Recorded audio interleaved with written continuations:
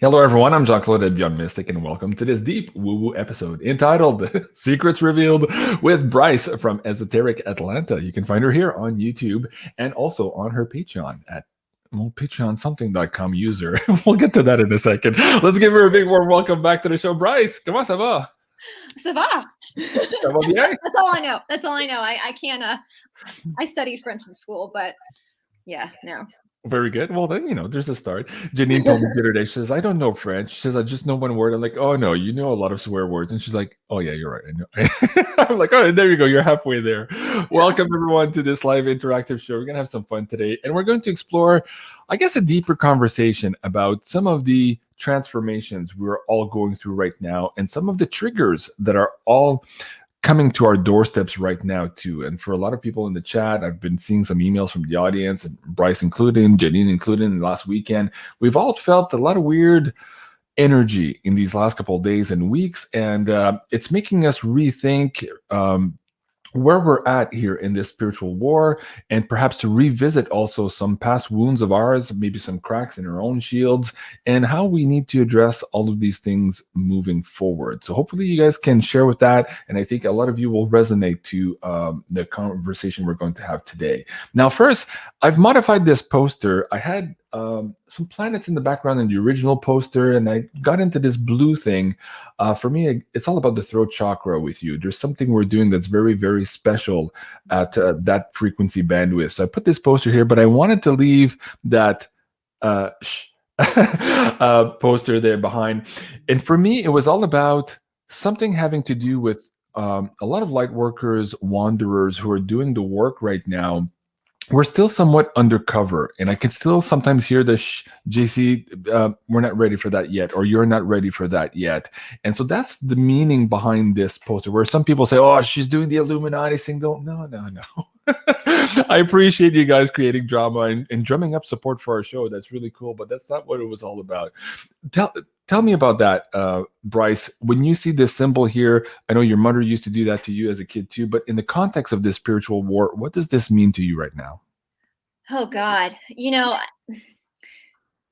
no, I'm not an Illuminati guy, so that's not an Illuminati signature. But no, my mother used to do that to us all the time, like especially at church, like, But you're right. There is so. Oh, thank you. There is there's so much that's being thrown at us, and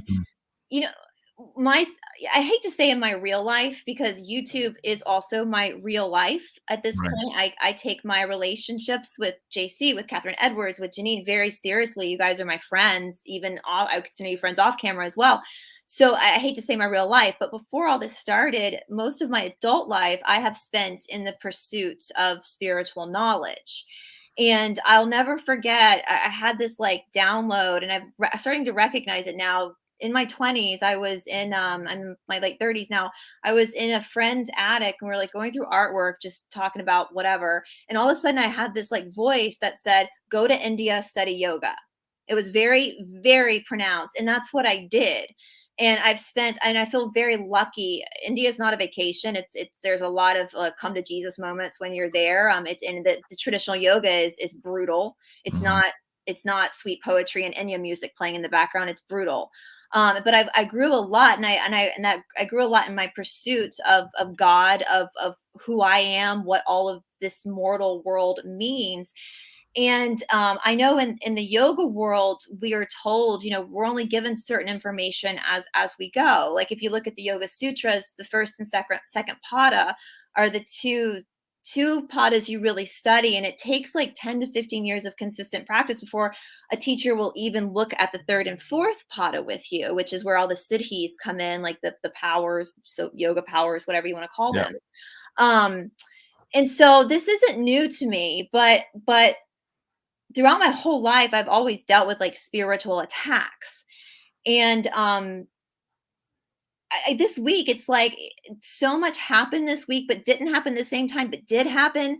And it left me feeling very like wobbly, like I wasn't on solid ground, which is not a comfortable feeling. But that's okay, because sometimes being uncomfortable is necessary in order to evolve. That's the friction. We talk about that in yoga, that you have to have friction in order for shifting to happen. The Gospel of Mary, one of the banned Gospels of the Bible, she talks about the wisdom of the wrathful person, that there has to be, even with like Kundalini rising. I mean, I had a teacher once talk about this, and especially down here in the deep South, where it's just like walking through a bowl of hot soup. It's so freaking hot all the time. Anybody who grew up in the deep South, I mean, in the summertime, we have our air conditioning going and like 2 or 3 fans on because it's so freaking hot and humid, but you'll still sweat. You'll still sweat and you get uncomfortable and you can't. Well, when you make that Kundalini uncomfortable, it also starts to come up like the Sushumna of the spine. And there are books written by people who experienced, if you want to call it enlightenment, whatever you want to call it, instantaneously, and it caused them a lot of problems because there was so much trauma, with the dissolution of the matrix, of the illusional world, which in yoga we call that Maya. Patanjali calls it Maya. Oh, people are so sweet. But thank you. That's you too. But when, and a lot of this stuff, like when we talk about it in theory, when we talk about it in philosophy, it sounds exciting and it sounds obtainable. But when you actually are forced to put it into practice, into your life, it's hard work. It's really hard work. And, I've already gone through what we call the ego death in yoga. I think you go through many rounds of it, where for a couple of months, a couple of years ago, I was like crying every day. Everything, just because a lot of that yoga is preparing for your own mortality as well, and being able to let go of the superficial world, because we are all, even though the body is the Shakti, it's the expression, the action of the soul, it's still only temporary, and therefore it's not eternal. The eternal is the Purusha. We would call it a soul in the West. In the East, they call it like Atman, that thing that's just eternally traveling with you. Now, the interesting thing, and I heard you and Janine, I always catch up. I've told you before, you and Janine are my CNN. So every morning, because I go to bed early, because I still practice Brahma Muhurta, which is we get up super early in the morning for Brahma Muhurta. But in the morning, that's the first thing I do after I've practiced, is I go to your or Janine's channel and see what you guys had to say, to get my news. And y'all were talking about our life expectancy. And that is something that I have thought about off and on. It's in the book of Jubilee. And if we talk about the natural body and we're moving into these light, like all this stuff is coming in with this idea of this spiritual war, where things are shifting. If the Shakti is the action of the spirit, which is just in itself, but the Shakti creates the nature. And if we're shifting in our spirits, if we're moving into, like, if the planet's moving from 3D to 4D, and our consciousness from third density, or third dimension to fourth or fifth dimension, then of course the nature of our body is going to shift with it. It has to. It has to. And that's the law of nature. It's always changing. It's always changing. Whether we want it to or not. I mean, that's a lot of companies make a lot of money off of marketing anti-aging diet, because our body's always changing. And, in the book of Jubilee, which is a missing book of the Bible, they talk about this, that when man, in the beginning of this timeline, because I do believe Atlantis existed before this, because of the path we went in to learn this knowledge, if you want to call it the knowledge of good and evil, whatever you want to call it, whatever your identifying label is for that, we then accepted this cycle of incarnation, of mortality, because with mortality becomes a lot of ingrained fears. All fears can be taken back to the fear of death. Greed, jealousy, everything goes back to this idea of mortality. But in the book of Jubilee, it says that after this reign is done, when we change into what we know as the age of Aquarius, we will return back to the lifespan of those that lived before, which, what, Noah lived 900 years. I mean, I was laughing earlier, say after 500 years, who's counting anymore? It's I was telling Janine the other day, 60 is the new 20. Because, I know. We might make it to 200 or 300 years old. In this episode, we did with, thank you for bringing that up. This was a fabulous episode here with Robin McLevy, Sacred Temples. And we did talk about this new paradigm coming in and these new children coming in after 2027. That is in or around the time frame that a lot of people are talking about now. But what Janine and what I was downloaded a couple of years ago was the fact we are about to go through this initiation process, And those of us who graduate, who succeed, I'm not sure which word to put to it or which action verb to put to it, but go through this initiation process successfully, we are going to be changing our lifespan. And what I was told was that people around my age, with my level of complexity, my level of pollution from the air, the water, the food I've eaten, and my age and all that, the stress on my body, I will probably be able to punch through to the 200, 300 year mark. Whereas my kids, who are all in their teens right now, they would probably be able to, provided, of course, they go through this initiation, and we can get to the initiation part in a second here, but they would probably go somewhere between the 400 and 700 year mark. And the people now coming after 2027, they would probably be able to extend out to the 1200 year mark. And this, of course, is closer to the original template of us as humans and what we can achieve in these bodies had we not been interfered with from a genomic standpoint and through energy frequencies and all of that stuff. So we're on that precipice now. And for a lot of people thinking, oh, JC, that's crazy. Well, a long time ago, your life expectancy was 20 years, and then suddenly we're here at 100 or whatever, depending on what country you live in. But we do have, as Brice was saying, a lot of reports in the Bible, other places, of people living 700, 800, 900 years. You're like, how were they doing that? In Egypt, we had reigns of kings that were in those periods of times too, and they were reportedly eating this white manna type of substance that maybe some people theorize was white gold. So there's a lot to that, but there's something here happening in the field, and apparently it's right upon us. So when we said that in that episode, we triggered a lot of people. I got a lot of emails saying, hey, why'd you get that? I've also felt that and heard that. And suddenly this year I was on track of repairing my body, because whenever this event happens, wherever you are on that dial of damage will dictate how much time you're going to have in this next kind of iteration here. So suddenly, for a lot of people, they realize, wait, I can make it to 200 or 300 or 500 if I maybe do a little bit of work now to remove some of those toxins and those pollutions from my body. And then suddenly we have this rush of people trying to work out and be better and eat better and take better choices. Mm-hmm. So it's coming up in the fields. I'm curious, what have you heard about this, and how are you navigating this yourself?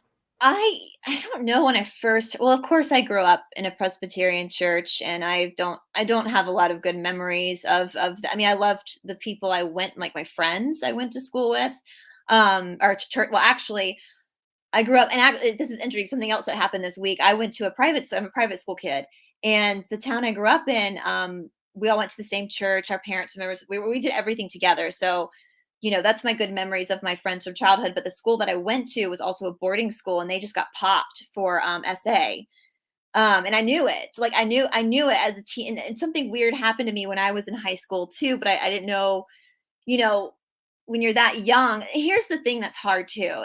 And when we think about like knowing, we have so many different elements of knowing. We have the brain, which is just an organ like the liver and the heart, and it has a purpose.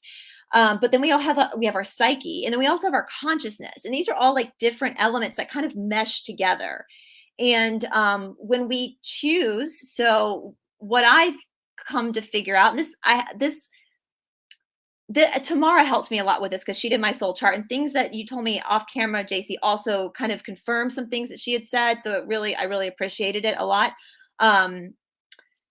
When we decide as a soul, as an entity, with a group, which I think that definitely there's a group of us, a larger group, not just all of us on YouTube, but probably most people watching as well, that are taking on the persona of a wanderer. According to the law of one, you can call it whatever you want. But we decided to come back down to help push humanity forward into this new fourth density. I think that's why we get attacked a lot from the polarizing opposite. But as far as like the lifespan, I think I've always kind of known. But of course, when you incarnate into a third density body, again, you're taking on the brain of a third density person. And so we forget, we come through into, that's the danger of coming back, is that you're not going to pop out of your mom and be like, okay, let's do this. Here I am, give me my cape. Let's do this. No, you still have to go through the matrix of this density. And so all these things are taught to you as a surviving human that you have to now survive, but your soul knows there's something your soul or your consciousness knows, your gut, whatever you want to call it, that's conflicting with that. So I think deep down, I always kind of suspected there was going to be a shift in that. But then when I started going through, which that was another thing that happened to me, kind of like the yoga thing.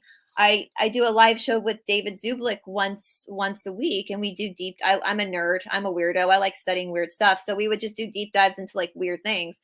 And I'm just glad other people like watching it as well, because otherwise I'd be talking to myself. But I was sitting on a live show with him, and I just had this voice in my head that said, "Read the missing books of the Bible." And so I said to David live, I was like, "Do you want to read the missing books of the Bible?" And he's like, "Yes." And so we started right away. When I got to the book of Jubilee, and we literally read through it, it talks all about this. And it's in half of these books, you're like, "Oh, I see why they banned this." Like, okay, that's why they banned this. About this shifting into this new time, and where we would be restored back to the nature of light, which is a living entity. Because right now the nature is of darkness. That, if you want to call it Lucifer, that's been the god of this world. That's why the American dollar bill is filled with Illuminati symbolism, and then on the back it says, "In God we trust." They're not talking about the same God that we're talking about. They're not talking about the same universe. They're talking about a darker entity that they serve, and that's why they've been allowed to get away with everything they've gotten away with for so long. And why they're not getting away with it anymore, because the time is up. The time period is up. I know we have a lunar eclipse coming up tomorrow. In traditional yoga, we don't practice on moon days, full or new moon. We rest completely. That's something we do. And I was just on with my friend, and she's done some research into this lunar eclipse that apparently only happens like every 6,000 years. And so if you look at that and you line it up with all these different, not just the Bible, with other scriptures, it's lining up with the timeline of us flipping into this dawn of a new era, a new earth, if you will. And so I think, again, sorry, long answer for a short question. I think there's always just kind of been a knowing that there was something that was going to shift within this timeline of this incarnation. Very fascinating. You just mentioned the 6,000 years, and I think that's really relevant because we'll get into the conversation maybe you and I had offline after our last show, and we'll tread carefully on some of that information here in a minute. But I wanted to tie this piece in with you. So you just mentioned the 6,000 year for this eclipse that's happening tomorrow. And this character here, how do I pronounce it? Hold on a second here. I want to make sure I do this right. In my mind, it's Ji Wang Mu in one word. And she's known as the Queen Mother of the West. And now in old Taoist traditions, they talk about her being the most powerful goddess in that pantheon. And she's responsible for this tree that bears a fruit. And I believe it's a pear every 3,000 year, or a peach or pear. I didn't really, it doesn't matter what the fruit is. It's how to say, a metaphor for what they're really talking about. She's talking about here guarding the secrets of the fountain of youth. And so these emperors would go to Ji Wang Mu to get a taste of this pear or peach here from this tree every 3,000 years in order to obtain eternal life. And so this knowledge has been occulted from us, but really what they're talking about here is the fountain of youth, the waters at the second gate as described in Taoist traditions, which is kind of connected to what you and I were talking about in the last show. And anyways, that only occurs every 3,000 years. And I was trying to track through time here if we are aligning this, of course, with tomorrow or in this time frame here that we're in now, both with this knowledge of sacred waters, fountain of youth, eternal life, or closer alignment to our original human template, to some of these astrological alignments that we are now being faced with. As I'm saying all of that, it seems to be triggering you to some other extent. So maybe, do you want to talk about that first? Or well, no, it's just wild. Like it's Catherine Edwards and I talk about this a lot, about like telepathy and the idea of communicating. And it's lately so much stuff has happened that is just weird to me. And I shit you not, I am researching the Fountain of Youth right now. for a story. There was another lady in the chat. She says, "Oh my God, I was researching this exact same thing, JC, as you just talked about." So yes, everybody watching this show, and I know a lot of people on the show have said this before, but we're all telepathically connected. So we are contributing, especially in these live streams, to sharing this information field. And this is why you and I are having these ideas and are triggered to talk about specific topics on our show. And that's also why sometimes we get in trouble, because it appears that sometimes they need to disperse us a little bit here, because the more we connect and the more we bring this information field together, the faster we're putting the puzzle together, which of course is against the matrix of control. So there's that going on here, and that's why I said the part of it too. It's for us here watching the show. It has nothing to do with the Illuminati portion of that symbol. Of course, they usurp everything. So yeah, no, and that's the thing too, that I you know, even like pyramids, like I know you always advertise as beautiful pyramids, but I mean, people will see pyramids and think, oh, it's demonic, it's like satanic, it's Illuminati, whatever. No, we had them first. The darkness can't create shit. We create everything, and they steal it from us. Yeah, it's ours. Like, we're taking it back. But no, it's so funny, because growing up, my favorite book growing up, and I feel like I feel like my generation was like the last generation to have like a proper childhood, because we didn't have the internet. You know, we played outside. Even when I was in college, we couldn't use the internet. Because they didn't trust it. You know, I can rock a Dewey Decimal System. I know how to use a card catalog, you know, all that kind of stuff in the library. But one of my favorite books, 3 of my favorite books growing up, one of them was Tuck Everlasting, which was about the fountain of youth. And it was about this girl who meets this family who drank from this fountain, and they never age. It was very powerful. I think they made a movie about it, but of course, A Wrinkle in Time was another one of my favorite, and The Giver was another. It's all kind of having to do with everything going on in our world. And the funny thing is, like here in Georgia, you know, Ponce de Leon, who was an explorer from the Spanish Empire, Florida, he found Florida, and I'm right about Florida, but we have Ponce de Leon. We call it one of the main streets here in Atlanta. And we have Ponce City Market, which is a big like market center here. It used to be one of our government buildings, and it was abandoned for a while. Anyway, they made it this huge thing. But there's a legend here in Atlanta that the Fountain of Youth is actually under Ponce City Market. Like, it's hidden from the public. That's a big legend that's been around since I was a kid. And so I've always kind of known about this like elusive fountain of youth. Is it real, or is it in the body? Which the funny thing is kind of what we were talking about last week, and this plays into my studies of yoga as well. And I know Janine says that like we're magical people, and we are. And yes, the body is nature. The body is going to follow the laws of nature because it is part of that nature. But again, it's also Shakti. It's also the expression of the soul. And there's so much about our bodies that we are just not taught, especially here in the West. And if you look through old scriptures from India, from wherever, you're going to see these mentions of these different elements within the body that unlock ideas and understanding. You know, we know about the chakra system, but not many people know about the bandha system. That's something we work with in our yoga, is the control of the bandhas and the locks within the body. The Sushumna, the nadi that runs up and down the spine, which is not something you're going to see on an x-ray. It's part of the energetic body, but it's why you see people doing breathing exercises with their chin tucked in, because it opens the back of the neck and brings this elixir into the point between your eyebrows, which is really that gate. You know, and so there's just so much about the natural body that can be used to magnify the purpose of the soul. Or the purpose of the being. And that's something, especially in the West, it's taken a while for Westerners to figure that out, that there is a connection between mind and body, and that the body is the mind field. So yeah, I think we're going to start learning more about those locks in the body as well. Let me read this then. Okay, so Ji Wang Mu's Peaches of Immortality, quote unquote, here. So they're peaches. I wasn't sure if there was pear, but it's peaches. Only ripen every 3,000 years. So there's that cycle there that's important. And the 3 is important there. Okay, so that's the key. The 3,000 years, 3. And in Taoist traditions, in the womb portal, so we're talking about a portal here. We're talking about technology. We're talking about an area through which life is birth. Okay, so we're talking about the woman reproduction system. So there are 3 gates. And for most people, here on the planet, they've only have the first gate activated, and then trauma and all this stuff attached to the second and third gate.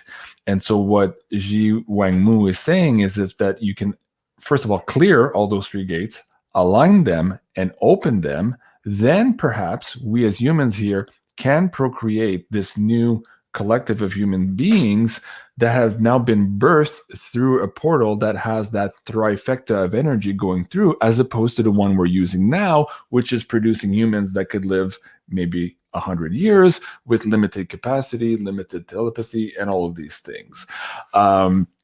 That's a fascinating subject, because as this is percolating down in the field and people are starting to understand that, wait a second here, that changes everything. It's not just the procreation here, but it's also that chi, that prana, that kundalini, as you're talking about, that one also transmutes, not just collects, but also transmute into our manifestation. So if we are manifesting our reality, we are again manifesting with maybe at best a third of our energy. Of course, as a man, I come from the womb from which I was born. So I'm coming from that direct energy. So it's all about the womb here. So no offense to you guys, but we're all going back to the womb here. So in creation, the womb, the mother, the matrice, the matrix, okay, we're all creating now from a womb that has been distorted and in some cases put on lockdown. So there was somebody in the chat earlier talking about SRA and all of these things. There's a reason why all these programs are there also, is to continue locking down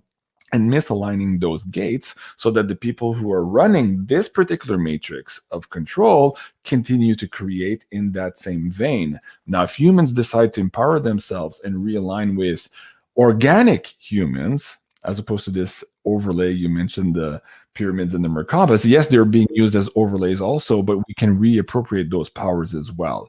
I used to get a lot in trouble by saying this stuff on YouTube on my first channel, so I'm kind of like trigger shy to go a little bit further here. But lightly. Yeah. Maybe we could talk about here the conversation you and I had with Janine, to the extent that you feel comfortable sharing some of the stuff here, and how all this is starting to tie in, because in my conversation with Robin McLeavy, she's also downloading some of this information. And I wrote her a few lines of what we're just talking about now a couple of days ago. And it brought her to tears, because she had that hard resonance that, oh my God, this is what we were talking about. It's all finally lining up. And in there, I had a note about you in the conversation that Janine and I had with you the other day too, thinking, oh, that's why we were talking to Brice. Brice has one piece of a puzzle.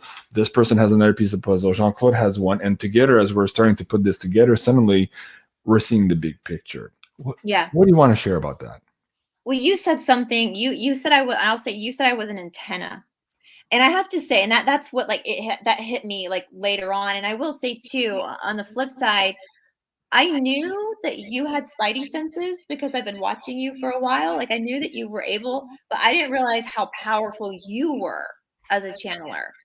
That blew me away. Like you're so talented. Like that was and I'm very appreciative of the gift that you and time is very important. And you and Janine gave me your time, and that I'm forever grateful when people do that, because that's like one of the most valuable gifts a person could give another human being. And that is something that has come up a lot for me in my life. And I've tried to ignore it. You know, I've always, like I said, I'm interested. I'm obsessed with the spiritual world. I want to learn more. But I also, yes, he's an undercover psychic. It's the biggest known secret in the universe, folks. The funny thing is I went back when I was like cleaning up. I was doing some housework, and like most people watching, I will put on like somebody I like's channel and just see what comes up. And I put on Catherine Edwards' channel, and an old interview popped up that she had done with you that I had not seen. And we were talking about like reading the palms, all that kind of stuff. And some stuff you had said in your interview about your childhood hit me like in the gut, because I was like, oh my God, I have had some, that's like my childhood, a little different, but kind of the same. And, you know, I think a lot of it is like nature, nurture. I don't know. I was born into a pretty well-established family here in the Deep South. There's a certain role that we're supposed to play. My name, Brice, is my mother's maiden name with an I. It's actually French. They were from South Carolina, though. They have all these medical institutions and very, and so there's just a certain path that you're supposed to follow, especially as a female in the South. My role was to go to university, get an education, and then get married and have babies and just be able to like hold a conversation at a party to support my husband. Like that's the role that you're assigned as a woman in the South. And so you're kind of fighting against this safe path when your soul wants to do something else. And when we moved to Georgia, both my sister and I went to this very small private school our whole lives. We had the same friends, but and I laugh because ghost stories, all spiritual stuff is normal down here. You don't have to have seances down here because everything's freaking haunted. You just walk into a building and, oh, there's a ghost, and so I was always exposed to that. But then when I always knew that, they would talk to us about 5-year plan, 10-year plans, and that never interested me because I was like, something's going to like, this isn't going to last forever. When I turned 15, I was 15. I was a sophomore in high school, and I'll never forget it. I was in my chemistry class, and I'll never forget. I remember the person sitting in front of me. I remember exactly what I had on, and it was like all of a sudden, I hated chemistry too, and I come from a family of doctors, and I just hated chemistry. But I just remember watching the teacher teach, and then all of a sudden, it was like I was in a fishbowl. Like everything got really, like, very blurry and weird, and I kind of lost my energy. That afternoon when I went home, my mother actually accused me of like because I looked, my eyes were bloodshot. But over the course of the next few days, I was just like running low on energy. I didn't feel good. Something was going on with me, and I was running cross country at the time, and we had a meet. And my mother was like, she can't run, something's going on. And so I went to the meet, and I remember but I was standing there, and I couldn't even like stand up to watch my teammates run. I had to like sit down. I was just drained of energy. Well, the next morning I woke up and I had these lymph nodes under my armpits that were like golf balls swollen. And I panicked at 15. I didn't know what a lymph node was. I thought I had cancer. Like I panicked. My parents took me to the doctor. What ended up happening over the course of like 3 or 4 months, lymph nodes all over my body started swelling up. I started dropping weight like crazy. I was already kind of small anyway, and I started having these things happen to me at night where I would be laying in my bed and I couldn't move. It felt like someone was holding me down in the bed, and I would scream, and my parents would come into the room, and my dad and my mom would literally have to like knock my arms and I would be like spread eagle to get feeling back in my arms. Well, after that started happening, I started waking up with these like scratch marks all over me. And at this point, I'd been back and forth to the doctor. Thank God I did go to a private school because they were able to send the work home for me to do. I could just do it from home because there was no way I could have gone to school. And the doctors kept saying I was tested, I had spinal taps, all sorts of stuff, and nothing came back. There was no negative for everything. And the doctors, after my mom took me to the scratch mark, the doctor was like, oh, she's obviously scratching herself. And my mother was like, no, she's not. She's not scratching herself. She's waking up with this. And so my mother started sitting in my room at night and watching me get scratched out of nowhere. And the doctor then noticed I had like scratch marks in my eyes. Well, over time, I mean, the doctors just shrugged their shoulders and were like, we don't know what to do. Over time, I got better. But after I got better, something shifted where I started seeing things. I started seeing dark entities. I had already seen some light entities as a child, but and I just kind of I was like a magnet. And as I went through school and I lived out in California, I've lived everywhere. I just kind of forgot about it. I didn't forget about it. I just kind of ignored it. I didn't know whatever that was, whatever. But in my mid-20s, I started really before I started going to India, I started going to a lot of like tarot card readers and spiritual healers. And every single time without fail, without me saying anything to this person, this incident would come up.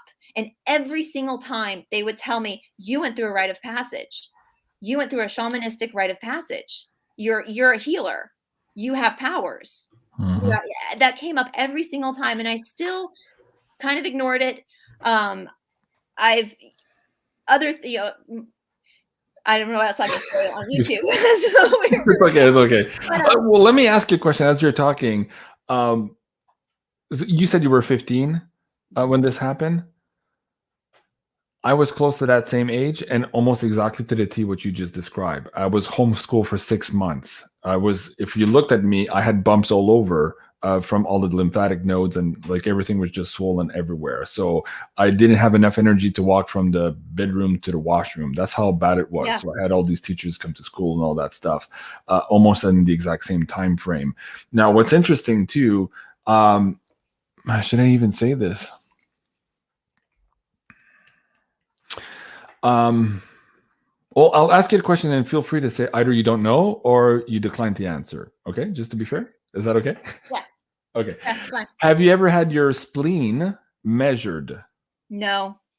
Okay. So I found out later on through some of the Reiki courses. I took my Reiki master course in, I don't know, 2010, 11. It's been 10 years now. And working with other people who do energy work. Tsine Tsang, which is another Taoist thing and goes through the navel. So again, it's all about channeling energy. At any rate, they were saying that for the people who are in these traditions, there's a long-held secret that the masters of this energy and people who do this work, for some reason, all have something in common, and that is an enlarged spleen. And for a lot of the medical establishment here in the West, they see the enlarged spleen, are like, oh, you must be fighting an infection, or you might have AIDS, or you might have tuberculosis, or something like that, which would account for the enlarged spleen. Well, a lot of people who are doing this work apparently have this enlarged spleen syndrome. So I found that interesting because they also do not present with any other of the things that the Western world would explain why they have an enlarged spleen. And so similarly, a lot of people that went through these processes of having these huge lymphatic systems go on overdrive in their teen period are also connected to this energy field. And as we're talking, I'm hearing somebody go, shh. So again, I'll go back to my poster and I'll heed the warning here of maybe not saying more. But I think I needed to say whatever I just said there for the audience members too. There's probably somebody in there too listening to this and realizing, oh, okay. Because we're all, for a lot of us now, this last year has been a big opportunity. It's been a disaster in many cases. We've lost friends. We have to mourn a lot of things we thought we had that we don't have anymore, including friends, families, all this stuff, rights and privileges, including that too. But at the same time, it's been a big catalyst for change. But where maybe it's even more important is it's been a catalyst for people to discover what their true mission was in the beginning. It wasn't working for the bank, or it wasn't working for this or doing that, or whatever their life career was already on the path for. They've realized that perhaps they had another calling. And this show has been dedicated in a big portion to help people find their spiritual superpowers and develop self-mastery. That is the tagline for my website. And it's all about going through this Torii gate, going from the mundane to the sacred. And part of that is connected to your higher self and realizing what is your mission. And so talking about some of these things that might have happened to you leading up to where you are today, if you go back and revisit them with those eyes now, you might see, hey, there's a pattern. This was the hand of God or the hand of universe, whatever your denomination is, pointing you and pushing you towards your actual mission, even though perhaps you were completely ignoring it because you thought your mission was something else, and that mission had been programmed by the Matrix. You have to do this, you have to buy that, you have to have the picket fence and the 3.2 kids, or whatever the story is, right? So we're just now at that cusp of breaking free of all that and figuring out who we are. So this whole thing about channeling energy, this whole thing about Ji Wang Mu and the sacred waters, and it's not as literal as some people think about the sacred waters, and it's a little bit too complex maybe for this episode. We'd have to set it up properly to actually get into that topic. Again, I'm hearing this shh, and we're not being assholes about it here. There's just a timing for everything here. But I think we've done a lot here in this episode to kind of trigger some of the people in the audience. And I hope you guys, if you're listening to this, you might go to bed tonight and dream on this and let it come. Just ask universe to, hey, what was JC and Brice talking about today? How am I connected to all of that? What maybe have I missed that I haven't really paid attention to? And how perhaps does that connect to what I'm actually supposed to do? Because I've been longing. I hear this all the time from the audience. I'm longing to know where I belong. And this is why they're in the chat here. They're trying to find these connections. But mostly They're trying to find alignment with themselves. Like that's what it all boils down to. The thing too, for me anyway, like we all, you know, and this is a huge, and I'm an Aquarian, so we detach easily anyway. That's part of our sign. We're good at kind of detaching from things, even though we care about things. But you know, what I realized this week too, and why it's been kind of emotional is like, and I know this with like the wanderers, like when you have this like soul contract with other people, what we perceive as other people, you know, with like wanderer type situations, a lot of times you won't meet those people in your life until later on because you need your sovereignty. You need to be able to go think through things by yourself. You know, no one's going to hold your hand through the fire. Like you, the teacher will, you know, at least in my practice, a teacher will show you things, but you got to do it yourself.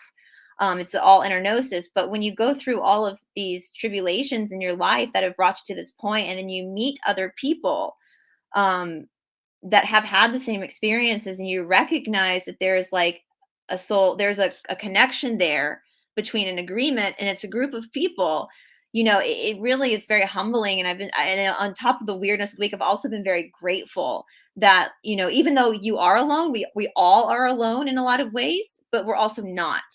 You know, you're not as your story isn't as bizarre as you think it is, because there are other people out there that have had the same experience, and it's all for the same purpose of this awakening, whatever you want to call it. I mean, that's what they call it, the Great Awakening, right? It's not just I know Catherine and I were talking about this, you know, this whole thing started, we were looking at the moves of like Mr. T and, you know, all these things, and we still look at that, but nothing has really shifted yet, because I think the whole point was what we're talking about now, is that these people were just kind of the opening act for something that all of us have to figure out ourselves. Yes. And it's interesting. One of my favorite TV shows of all time, and I know the creators of this show are dark cult. I get that. But when I first started watching the show, I didn't know that. But my favorite TV shows is American Horror Story, because I'm a weirdo. I love those weird macabre stories. But what I've noticed is going back and rewatching some of the seasons is that even though they're dark, they have to tell you things that are true. Mm-hmm. And season 8 of American Horror Story is a season, or a season called Apocalypse. And if you go back and watch it, it was released a few years before everything started. And apocalypse just means to lift the veil. It's just a revealing. It's so eerie as to what's happening now in our world. But they have this figure of the Antichrist, and I know there's different philosophies and theories of what that entity actually is, or if it is one entity, if it's just a consciousness, the Antichrist consciousness, whatever. But they have this entity. The only people who can defeat this entity are the good witches. So there's a spiritual war going on. And it hit me, like, when, especially after our episode, I was like, holy shit, like they were telling us right now that there are people, and we've talked about this with the bloodline stuff as well, the idea of different blood types. And you're right. I learned from you about the RH negatives holding more energy. I didn't know that, but I've never been a big sleeper. Mm-hmm. Ever since I was a kid, I can go without sleep. But that there is this war that's happening, that, and they don't want us. That's why they deemed, I mean, if you look, because in the Western world, most of us come from like the complexities of the Christian church, the matrix of the church. And they talk about sorcery in the Bible. Well, the Hebrew word for sorcery is pharmakia. And that's all I'll say on that, because of the people watching us right now. So if you look at how they've manipulated that, and they've tried to take away that magical power that's really, and that's one thing I said this week too. It's like, holy crap, the deeper we go in this, the more I realize the metaphysical, the paranormal are actually more real than what we perceive as reality, as this matrix starts to crumble and fall. And I've started to think about like the astral world, and I wake up with bruises and bumps. I told you my hips spin out, and I'm like, what the hell am I doing in my sleep? What's going on in my sleep? Right. What am I not connecting with? I sleepwalk a lot. I know that. I have to lock my bedroom door a lot because I will sleepwalk. But it's just all this stuff. And it's like in this new world, this new earth, all these things going to kind of come together. And oh, there's Catherine. Hi, Catherine. You know, are these things going to collide together? in our understanding. And is that why we're getting like little drips? Because if you open up Pandora's box, I mean, you can't close it again. And Right. is it too much? Is that traumatic at that point? So is that why it's a slow step, a slow creep into, and it's bizarre because it's like your higher self, your soul, whatever you want to call that, already knows all this stuff. Mhm. It's just this brain that can't quite seem to like literally wrap its head around it, you know? You know, it's funny you say that. It's not. It's not that we can't wrap our brain around it. Cliff High was talking to Greg Hunter in this interview a couple of days ago, and Greg was asking, "Well, how's this big awakening going to happen? And is it because so and so is going to leave office or something like that? Like a low level con, as you just described here. It's kind of inconsequential." And what Cliff was saying is like, "Well, no, it's not like that. It's like we already have the data." But something in our psyche, in our programming, is preventing us from acknowledging that we already have the data. And that's the point. In this particular example, Cliff was saying, well, when I was programming something and I was at a programmer's block, I would go ride my bike in big traffic so that I would be present in the moment for half an hour. And then suddenly the solution would come to me. And he's saying that human as a collective right now, we're going to go through that process also where we have that answer to all of this stuff. But right now, for some reason, it's being kept from us. Again, the sh thing could be divine timing. So it doesn't need to be a negative thing that, oh, somebody's trying to repress you. There is a divine timing to all of this stuff. But going back to what you were saying about doing this work towards self-mastery, it is hard work. And you're not going to get it just watching everybody else. You're going to have to go through that introspection, those, how you call it, those nights of soul searching. Right, exactly, right. To go through that. And in a lot of cases, some healers call this going through that crucible of pain. And for a lot of people, that is when they hit their core wound. And for some reason, understandably, this is where a lot of people stop in the process. They'll do all that preliminary shadow work, blah, blah, blah. They get to the core wound. Okay, I'm good. Yeah. I'm a spiritual master. I'm good. I found it, blah, blah, blah. And then we're like, no, actually, in that death of the ego, as you're describing, you have to go right through that core wound. And so I'm having this conversation with you guys here today too. And Brice and I just started the show today. I'm like, what are we going to talk about? And we knew we we're going to just have a conversation and we're going to be guided to basically bring some of this information to you. So if you're that person right now who's kind of put your finger on the core wound, but that still hasn't dealt with it and thinking that at least acknowledging it was maybe 90% of the game, I'd say at this point, you might want to revisit that position and that understanding, because really all the magic is through that crucible, as some people call it.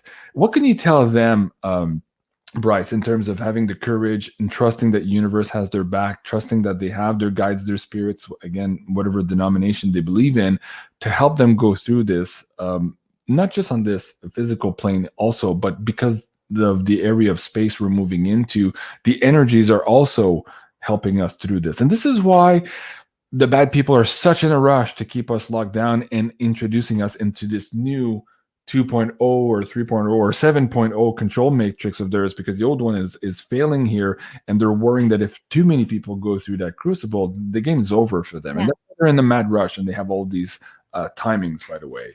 What can you say to the audience there? It's so interesting. If you were to watch a movie, it'd probably be pretty boring, of my whole experience in India. It's a shit show. It's me crying. It's sweat. I mean, it's not cute.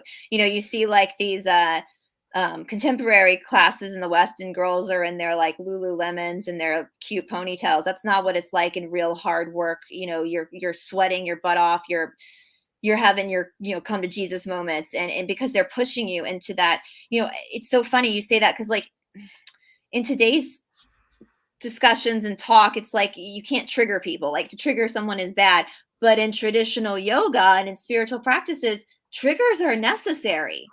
That's your body like highlighting something for you, going, pay attention, pay attention.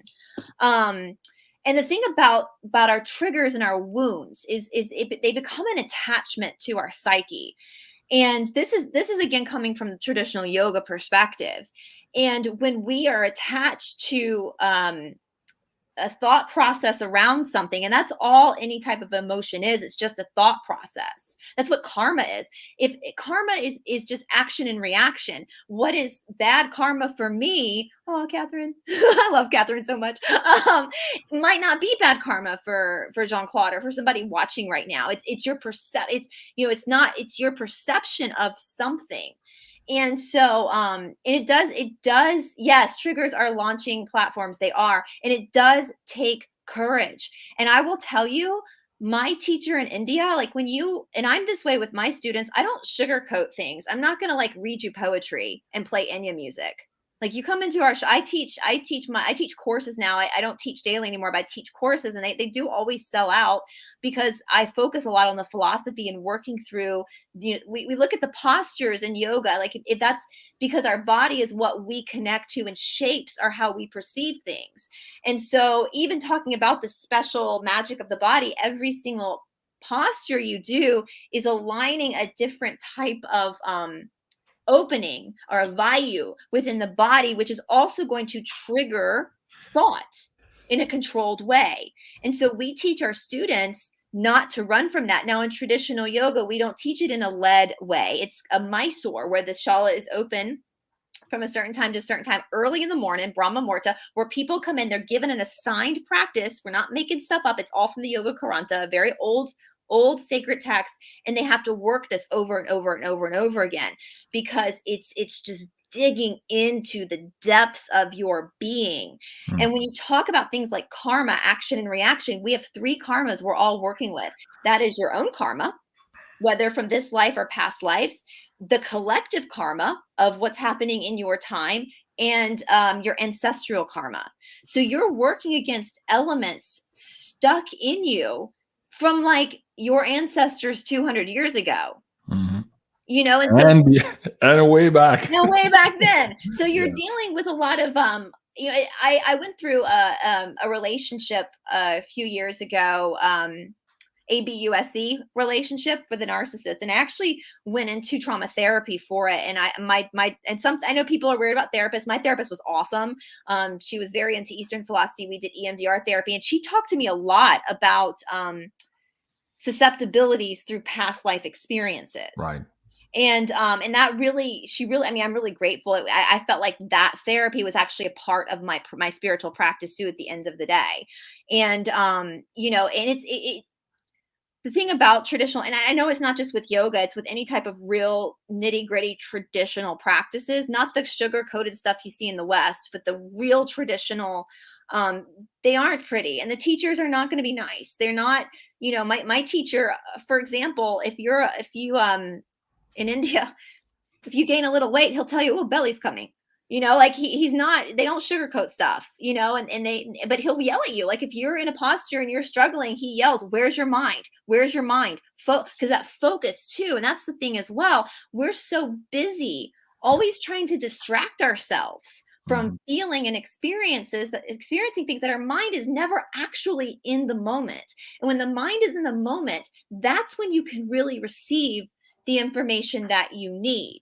Yeah. And when we go through suffering, so for me in my body, because that's all I have to compare it to, forward folding, leg behind the head, all sorts of hip opening stuff is super easy for me. It's stuff that I'm like thinking about the laundry when I'm practicing, and I'm thinking about something else. But when I get to like intense back bending, that's when I have that oh shit moment. But because that's hard for me, because that's where I struggle, my mind is focused on that moment. I'm not thinking about anything else in my life. I'm not thinking about what's going on outside or what my dog's doing or the laundry piling up. I'm in that moment. And that's when the most magical moments can happen. Even though they're scary and they hurt sometimes and they're not fun, it's also pure magic as well. And weird things happen in the body. I just told this story. There's a really deep back bend in the second series where you go back and catch your ankles and it's like a horseshoe. And I had an experience where a teacher pulled me deeply into it, actually came up and like socked him in the face. Like, it's the first time I've never hit anybody in my life, but it was just I just socked him in the face. I felt so bad, but he was cool with it. It was fine. Then when we were in India together, I actually vomited on him once too. So I guess he was like my father in a past life. I don't know. I was like, I'm sorry, man. We obviously have some karma together.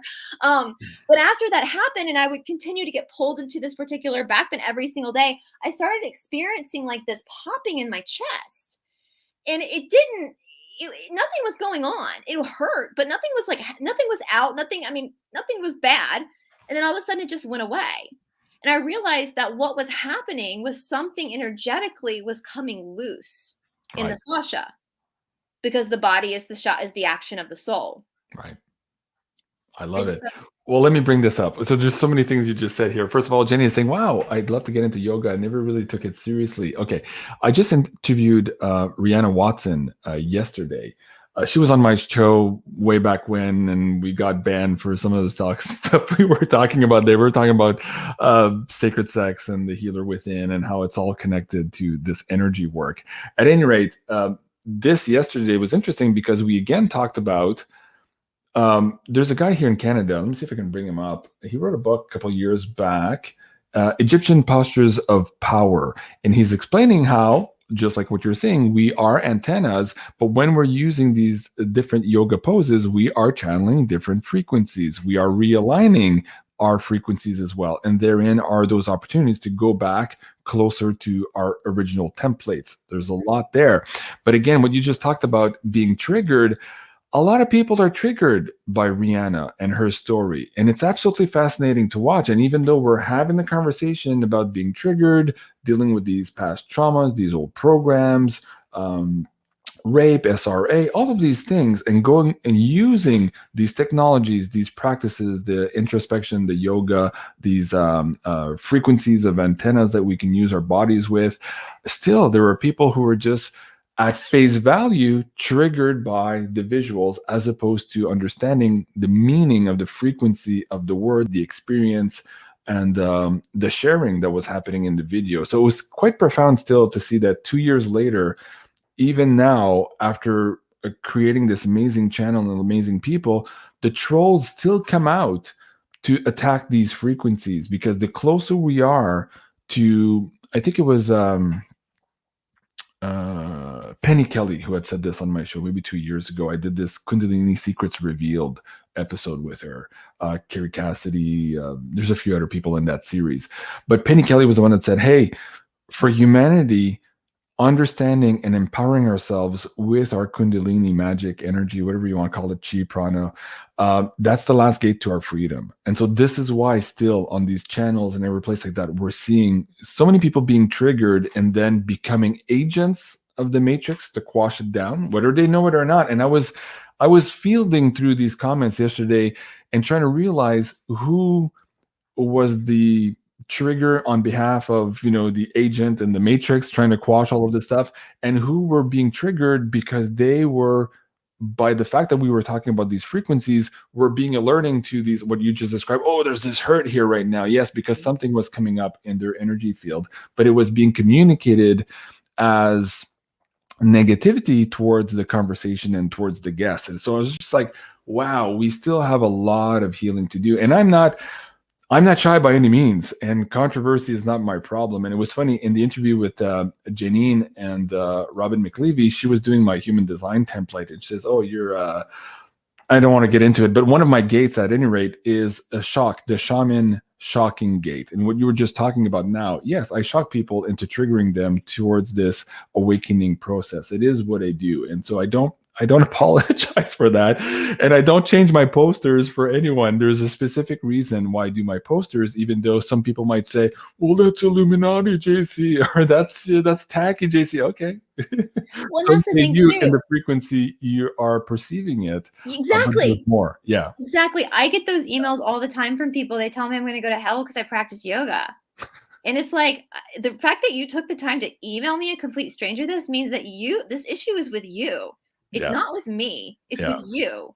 I'm comfortable. God and I are good. Like, I'm good. I have faith in in divinity. I absolutely know that there is more than just this physical world. But think about it this way too. Like, I know from the missing books of the Bible, they made Mary a virgin at the Council of Nicaea. The missing books of the Bible, she was not a virgin. She was married and had Jesus the natural way that we all come into this world. But they started messing with that way back when. And it's so indoctrinated into us. And I know, like, you know, down here in the Deep South, we have a lot of these like really fun, that we call them fundies, like the real fundamentalist groups as well. And it's like women. If you read, I'm reading through a book on David Zublick's channel, and it's been so hard to read with the Pearls, Michael and Debbie and Pearl. And it's like they teach women to accept abuse and to accept that you are nothing but this entity that belongs to your husband, and you are his to do with what he wishes. And in fact, your own relationship with God can't even be on your own. It has to be through your husband. And so we see, or through the Pope, of course. Or through because it's too dangerous for you to have your own conversation with God. Absolutely. I mean, the fact that we've read Mary Magdalene's gospel, and the fact that she was a priestess herself. People are so triggered by that. I'm like, you do know the church lied about her being a prostitute. Like, you know that was a lie, right? Like, they disclosed that a while ago. Like, well, and then let's start talking about Lilith. So Lilith was there before Mary, right? Yep. So, oh my God. All right. I mean, Eve in this whole story. But anyways, that's a whole other show right there. But that's interesting because Lilith is coming back to the fold. And right now, because Lilith has been expatriated, literally has been casted into the deep shadows here to make room for Eve and the version of the females that are supposed to bear, as you just said here in this particular matrix, when emotions, sentiments, and the power of Lilith comes back, she's immediately demonized. Mm-hmm. And I think in my heart of hearts, that's partly what's coming up with Rihanna on my show. She's showing some of that divine feminine power that for a lot of the Eve descendants here and the Eve programmed descendants here on the planet, and we're all culprit of this. I'm putting myself in the pot here. We've all been through the ringer here of all of these matricy programs.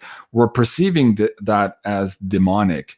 And that's a whole other conversation when we get into Lucifer, the light bringer, who all of these characters really are and what they really mean. And it's not always what you guys think, guys. And so again, keep an open mind and just listen to the frequency of the people talking to you. Look at the body of our work. So when you say, hey, so-and-so is Illuminati or this or this or that, it speaks more perhaps to who you are and where you are in your awakening process than the person you're attacking by subjugating them to your judgment. So I'm not preaching here, guys. I'm just having a conversation with you because I've been guilty of that. I'm sure Brice has been guilty of all of this too. As we grow up, we're learning that our opinions are not who we are. We're learning that a lot of our knowings comes from this matrix, and we've been tricked into a lot of it. And so we're trying to shake ourselves loose from that. And the only way to do that is to have these conversations, with people who have opposing views a lot of the time than what we have, and to seek the knowledge where it brings us and to not be afraid of that. And again, that's Beyond Mystic in a nutshell. Brice, we're already at the hour mark here. Oh man, what's coming up on your show? Let's talk about that. I think you and I are doing a roundtable next week. Yes, we're going to be doing a roundtable with Miss Lovely Catherine soon. Does she have that as a poster already or no? Oh no, it's not a live stream. I think it's a pre-record. But anyways, guys, go subscribe here to Catherine Edwards on YouTube. That should be coming up Monday or Tuesday, I think. I think week after next, I think. Okay. Oh yes, you're right. It's the 28th or 29th. Yeah, next week in America is Thanksgiving. So right. It's a big old holiday here. So my channel, well, I've been doing deep dives into voodoo actually to try to get rid of some of the myths around that, but I'm pausing that for a minute just because of some issues that have happened. But we will be getting back to that. I'm also, like I said, I've been diving into the Fountain of Youth and all the different stories regarding the Fountain of Youth as far as like the folklore, which is like, it just like sent a shiver up my spine when you said that. Cause I was like, oh my God, that was all I was doing all that yesterday. I was just research into that. So yeah, we've also been going through, national parks and disappearances in national parks. That's been interesting, which is pretty sure there's some portal stuff going on there. But We should do a show on that, the disappearing people. You know what? That would be a fun show to do with Janine, because I always say on my show, like when I don't know what happened, I'm like, well, just ask Janine. Right. Yeah, she's our go-to. Well, maybe for the next one, you and I kind of alternate. We do a one-on-one, and then we'll do one with Janine. So maybe for the next one, we could look at the parks and the crazy stuff there. Okay, and how can we support you here? Best way through Patreon? Like, what's the best way? Yes, I do have a Patreon, and I have not. I am so grateful. I've gotten some new Patreons this week, and I have not responded out to you guys. It's been a crazy week, but I will be. If you signed up, I will be messaging you privately shortly. And then just on YouTube, and then I have my backup Rumble account, which hopefully we won't need for longer, because I suspect that we might not be under the chains we're under right now for long.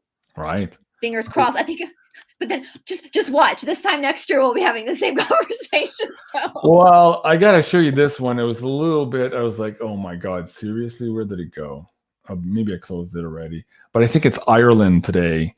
They're at 93%, of course. I'll just say compliant, and yet they're all going back down on lockdowns. And you're like, well, how is that possible? Well, yeah, it was Ireland. I just tweeted about that here, so you guys can go check it out on my Twitter. So yeah, who knows? Hopefully not. We're not here next year. I don't think so. But again, we'll see how things develop. Before we go, Jenny Alicia is asking you. I think somebody else was asking earlier in the chat. Ask Brice about this Jekyll Island she spoke about a few months ago, an episode. We can talk about that if y'all want to do. If you want to do that one day, Jean-Claude. There's a lot to Jekyll Island. I think that video might not be up on YouTube. I've had a lot of videos taken down, not by me. Okay. So, and that was one of the earlier videos I did. But there's it actually kind of goes into the legends of the Fountain of Youth and the fact that I don't believe that the Europeans came over here in 1492. I think that the powers that be knew about this continent for a really long time. It also goes back to some Atlantis stuff. Dude, you want to do a pay-per-view on that? Yeah. Wouldn't that be cool? We could put it on the private server. We won't have because then I don't have to worry about censoring, because it's a hard one to censor because there's a lot of stuff going on. Right. Wow. Okay. I'll put that in the queue. Thank you, Jenny. Appreciate that. And speaking of the pay-per-view, did you see this episode already? Yes. Actually, I was watching. I was like, oh, do Peter Pan next. Do Peter Pan next. Actually, it's on my list. Okay, so we're not doing movie reviews here, guys. we're trying to decode what the hell's really going on. And so this was a fabulous episode. This is a new series that Janine and I are putting together. It's Janine Investigates, basically is the name of this series. And a lot more work goes into this and more research, and it's a little bit harder, time intensive for me to put up all these slide decks, but they're really amazing. This one was the first one. And tonight, let me see if I can bring up, we were supposed to record this a couple of days ago, but because of that outage, as we were recording, we couldn't record, and it pushed down all of our schedule for the week. But tonight we're recording Walt Disney. I'll just say that right now. So we're doing a whole show on that, and man, so far just the research we've put together really blew our minds already. So that's going to be did you guys get into Black-Eyed Kids with Walt Disney? That's not part of this particular slide deck, but it's part of something else I'm working on too. So there's a lot there. I might be able to squeeze that in tonight. We'll see how much time we have. There's so much. It's just crazy, isn't it? Like everything is just falling apart, and it's just like, how do we not see this before? Well, that's the thing. It's so right in your face now. Hey guys, if you're interested in all of those amazing pay-per-view episodes, check out this coupon code here. Stay connected. We'll give you a 10% discount on the yearly Insider Access Pass. And we were talking about that the other day. If you look at all the episodes that are already in the queue now, and on top of that, having a whole year in front of you, this is becoming to be like the best deal in town. That's for sure. Let me just bring up the Insider Access Pass here very quickly and show you, if you're new to my channel for some reason here today. There's a lot here. We go through the economy stuff, of course, a lot of the woo-woo stuff. We talk about Kundalini and quite a few episodes, secret space programs, some investigations on weird things happening in our world. And yeah, there's just more and more and more every time we're adding to this. And just so you know, too, The Sacred Sex, The Healer Within, this was the series that was originally banned from YouTube. And Rihanna and I are trying to reconstitute that now, because I lost those episodes when I lost the first channel. I didn't have the backups of that at the time. So we are going to be putting that back here. So if you guys are interested in that, there is a lot there for you as well. And I have to say, this is probably the series for which I had the most flack, like the most trouble, the most hatred, the most censorship, and all that. But it was also the series that brought us the most amazing testimonials of people who were watching that series of how transformative it was for them. And I remember some of the quotes of people saying, "Oh my God, I've been in therapy 20 years, 30 years, and I watched 2 or 3 of your shows, and suddenly it clicked, and I'm like, I went through that process." So like stuff like that, it was just so amazing to watch. So I'm excited to put that back on. Rihanna and I did the show yesterday to say yes, we are going to try to constitute that series, but it's going to be in the spring here in 2022. We're just waiting for a lot of these energies to dissipate here, what you were just basically talking about now, and to make sure we're in the exact right time frame for people to receive this information, basically, is what we're gunning for, at least. All right, folks, man, what a crazy show. This was, of course, secrets revealed. Some of them were revealed for you guys today, and some of them were not right now. All right. With the amazing Brice here from Esoteric Atlanta, please do go and subscribe to her amazing channel here on YouTube. Numbers are growing great. Congratulations on that. And of course, you can support her here on her Patreon at Esoteric Atlanta as well. I'm Jean-Claude at BeyondMystic. Thank you so much, everyone, for joining. And please join us tonight. We have a special update video, Janine and I, on Who's Got Talent. So that's going to be, I believe, at 8 o'clock Eastern. Yes, so that's going to be a fun little quick show for you guys. So we'll see you then. I love you guys. Take care, and we'll see you soon. Au revoir.